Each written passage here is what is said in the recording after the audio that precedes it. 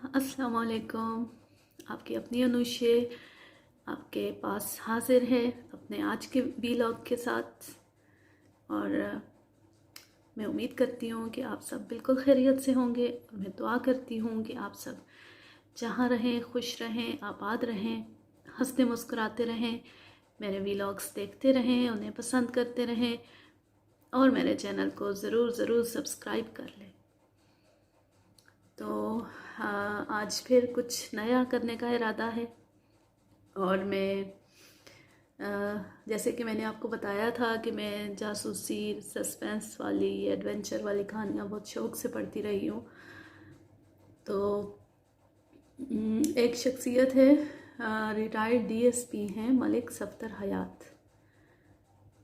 मतलब उनकी लाइफ सारे पुलिस डिपार्टमेंट, आपको पता है कि वहाँ किस तरह के केसेस आते हैं, किस किस नौइयत के और कैसी कैसी कहानियाँ होती हैं उन लोगों के पास। तो उनके मुख्तलिफ़ केसेस की रुदाद सस्पेंस में बतौर कहानी छपा करती थी, एक कहानी के अंदाज में लिखवा के वहाँ पे वो छपवाया करते थे। और बाद में वो कहानियाँ मजमूए की सूरत में एक उनकी किताबें भी शाया हुई। तो इस वक्त उनकी एक किताब सज़ा याफ्ता से एक कहानी मैं आपको सुनाने जा रही हूँ। जज़ा और सज़ा की ये कहानियाँ यकीन करें कि आपको बहुत पसंद आएंगी। इनमें एक सस्पेंस भी है, आगे क्या होगा, क्या कहानी है। और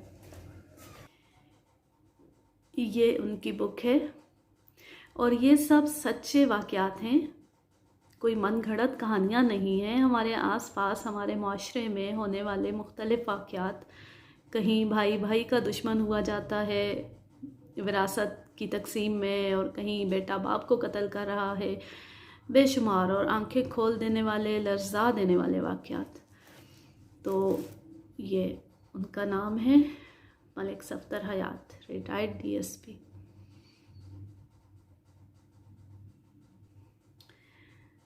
तो चलें आपको मैं कहानी सुनाती हूँ, और अगर लंबी हो गई तो हो सकता है कि उस पर ज़्यादा व्लॉग्स बने, क्योंकि बहुत लंबा हम नहीं कर सकते, हमने शॉर्ट बनाना होता है।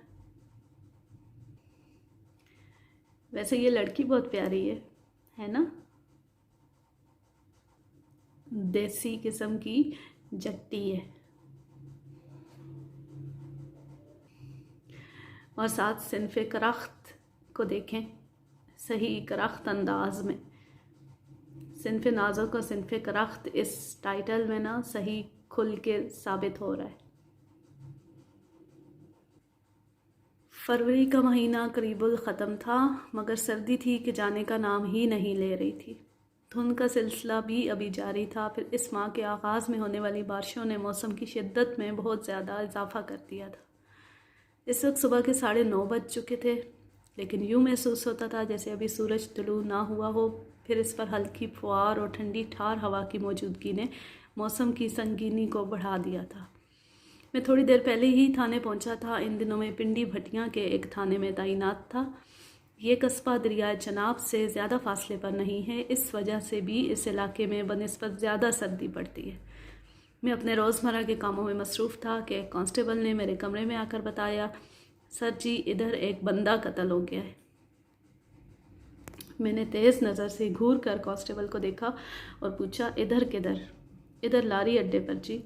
कत्ल कौन हुआ है और कातिल कौन है? कांस्टेबल माजरत आमेज़ लहजे में बोला, ये तो मुझे पता नहीं जनाब, बाहर बरामदे में एक बंदा बैठा है, वो कत्ल की इत्तला देने थाने आया है। मैं उसे वहाँ बिठा कर आपके पास आया हूँ। मैंने कहा उस बंदे को अंदर भेजो। थोड़ी देर बाद कांस्टेबल एक खान साहब को लेकर मेरे कमरे में आ गया और उसे आगे बढ़ाते हुए बताया, सर जी ये खान कत्ल की इत्तला लेकर आया है जनाब। मैं खान साहब की तरफ मुतवज्जह हो गया। खान साहब तुम्हारा नाम क्या है? हमारा नाम अनारदाद खान है सैब, वो इस्तरारी लहजे में गोया हुआ। अमार बारे में तुम बाद में तशवीश करते रहना थानेदार साहब, पहले फ़ौरन से पेशतर लारी अड्डे पर चलो। एक बंदा अल्लाह ताला को प्यारा हो गया है और कातिल मातिल को भी लोगों ने पकड़ लिया। बस तुम जल्दी से उसे पकड़ कर हथकड़ी लगाओ और फांसी पर लटकाने का बंदोबस्त करो। मैंने अनारदाद खान के इस्तरार को नज़रअंदाज करते हुए उससे वही सवाल किया जो थोड़ी देर पेशतर कांस्टेबल से किया था। खान साहब, किसने किसको कत्ल किया है, ज़रा तफसील से बताओ। ओ यार, तुम खामखा टाइम ज़ाया करता है। वो अपनी पेशानी पर हाथ मारते हुए बोला, हम कातिल मकतूल को नहीं जानता, उनसे हमारा कोई रिश्तेदारी भी नहीं है। एक लम्हे के तवक्कुफ़ से उसने बताया, तफसील का वक्त नहीं है, बस इतना समझ लो थानेदार साहब, इधर लारी अड्डा पर हमारा नस्वार और तंबाकू वगैरह का छोटा सा दुकान है। कत्ल हमारा दुकान के नज़दीक ही हुआ है। वफ़ात फरमाने वाला बस का एक मुसाफिर था। उसे किसी घोड़े वाले चौधरी मोदरी ने डस 2 फायर करके लंबा लिटा दिया। बाद में पता चला वो मुसाफिर अल्लाह को प्यारा हो गया। बस हम इससे ज़्यादा और कुछ नहीं जानता। अनारदाद खान की उम्र लगभग 40 साल रही होगी। वो पस्ता कामत और भारी जिस्म का मालिक एक सेहतमंद शख्स था। वज़ाकता से वो एक रवायती पठान दिखाई देता था। उसकी छोटी छोटी आंखें सर्च लाइट्स की तरह घूमती हुई महसूस होती थी। मैंने उसकी बात सुनने के बाद पूछा, खान साहब, क्या ये कत्ल आपके सामने हुआ है? मेरा मतलब है, आपने अपनी आंखों से कातिल को गोली चलाते हुए देखा है? वो नफ़ी में सर हिलाते हुए बोला, नहीं जनाब। जिस वक्त शिमले वाले चौधरी ने गोली चलाई, हम दुकान के अंदरूनी हिस्से में मसरूफ़ था। आज सुबह ही हमारा कुछ माल आया था। हम तंबाकू की वो बोरियां दुकान के अंदर सेट कर रहा था। फिर जब हमने फायर का आवाज़ सुना तो फ़ौरन दुकान से बाहर निकला। हमारा दुकान तो लारी अड्डा ही में है, लेकिन जहाँ कत्ल हुआ वो जगह दुकान से थोड़े फासले पर है। हम लपक कर उधर पहुँचा। मकतूल बेचारा उस वक्त ज़मीन पर पड़ा तड़प रहा था और फायर करने वाला चौधरी अपने घोड़े पर बैठकर फरार होने का इरादा कर ही रहा था कि एक बाबा जी ने घोड़े को नीचे गिरा दिया। चौधरी भी घोड़े के साथ ही ज़मीन पर आया। फिर सब लोगों ने चौधरी को बेबस करके काबू में कर लिया। बस आप फ़ौरन उधर पहुँचो, हम भी चलता है। हम अपना दुकान बंद करके अंदर आया है। अनारदाद खान की इंकिशाफ अंगेज़ गुफ्तगू ने मुझे चौंका दिया था।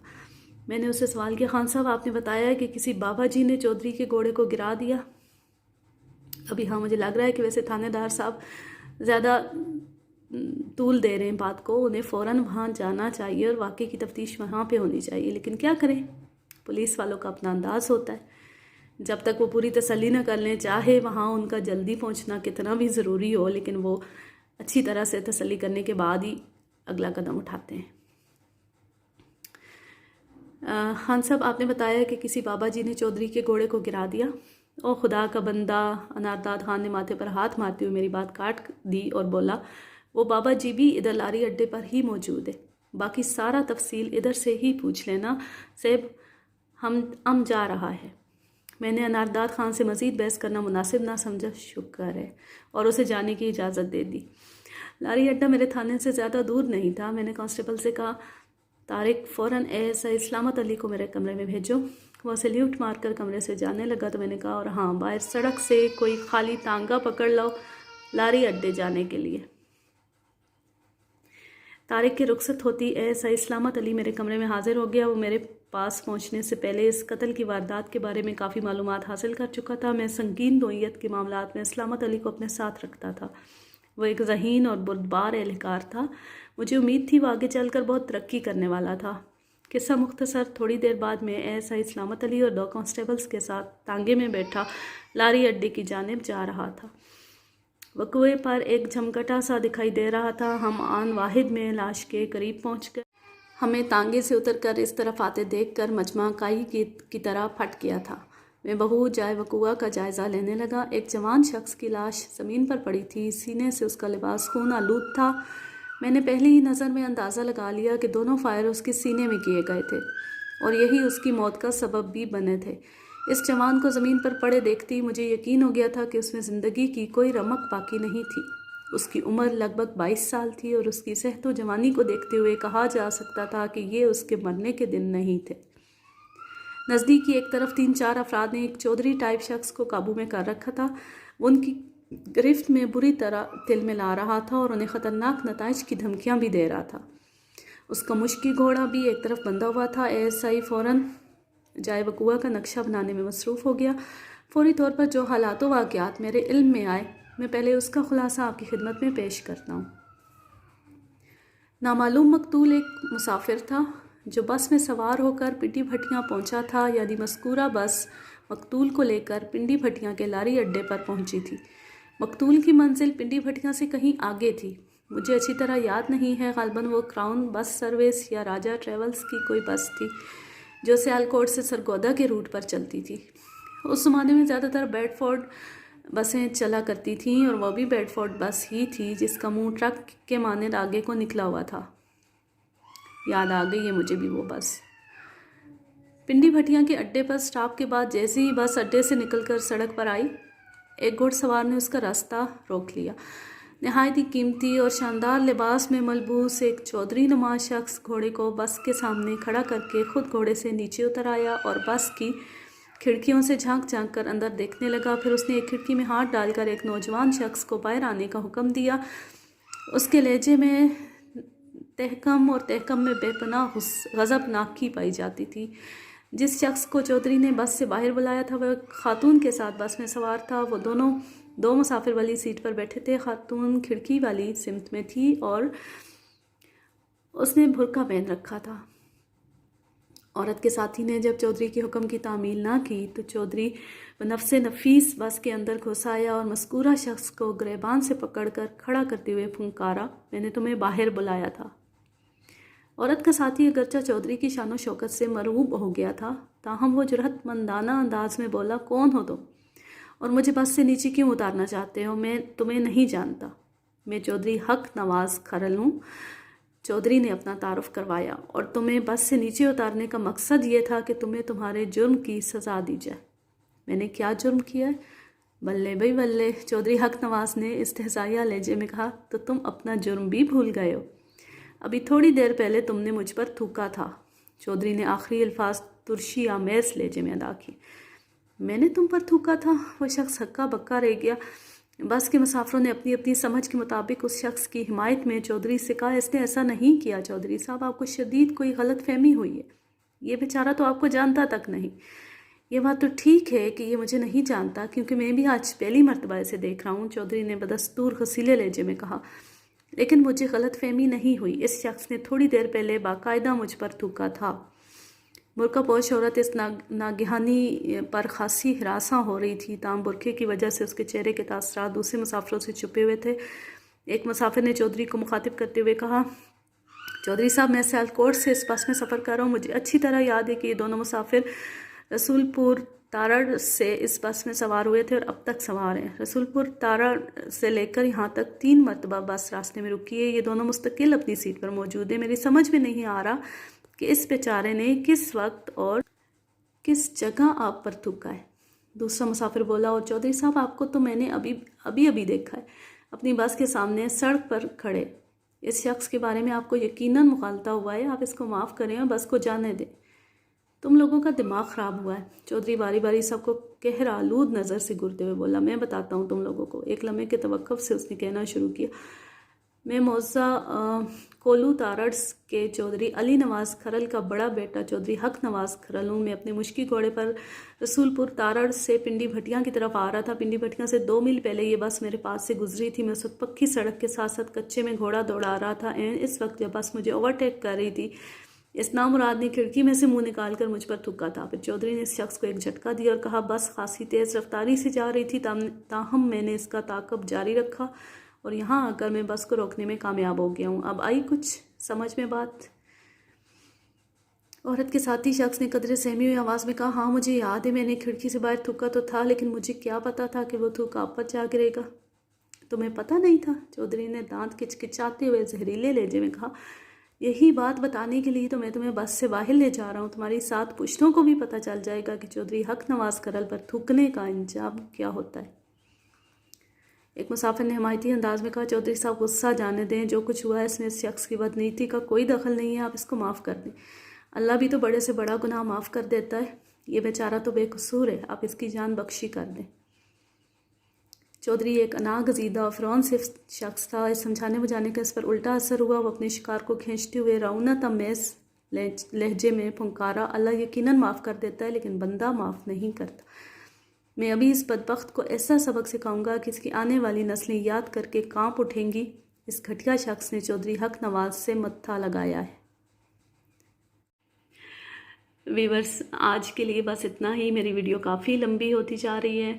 अब मैं आपसे इजाज़त चाहती हूँ और हम देखते हैं कि आगे चलकर इस कहानी में क्या मोड़ आएगा, क्योंकि ये बात तो तय है कि ये इतनी सी कहानी नहीं हो सकती कि इस बात की वजह से ये कत्ल हुआ और फिर पुलिस वालों ने पकड़ लिया और गवाह भी मौजूद थे तो बस उस बंदे को उस पर केस चला और उसे सज़ाए मौत हो गई। नहीं, ये यकीनन आगे चल के इसमें और भी बहुत कुछ आएगा। मैंने पढ़ी हुई हैं पहले भी इनकी कहानियाँ, और इस वक्त ये कहानी मुझे याद नहीं है, काफ़ी अर्सा पहले कभी पढ़ी होगी, लेकिन बहरहाल ये मैं यकीन से कह सकती हूँ कि अभी आगे इसमें बहुत से मोड़ आने। तो मुझे उम्मीद है कि आप लोगों ने इसे एंजॉय किया होगा और आप इंतज़ार करेंगे कि आगे इस कहानी में क्या होता है और मैंने किस अंदाज में पढ़ी, आपको कैसा लगा ज़रूर कमेंट्स करके बताइएगा। और जिसने चैनल को सब्सक्राइब नहीं किया हुआ तो प्लीज़ मेरे चैनल को सब्सक्राइब कर लें और इस वीडियो को लाइक ज़रूर कीजिएगा। जहाँ रहें खुश रहें, आबाद रहें, अल्लाह पाक के हिफ्ज़ व अमान में रहें और अल्लाह हाफ़िज़, अल्लाह निगहबान।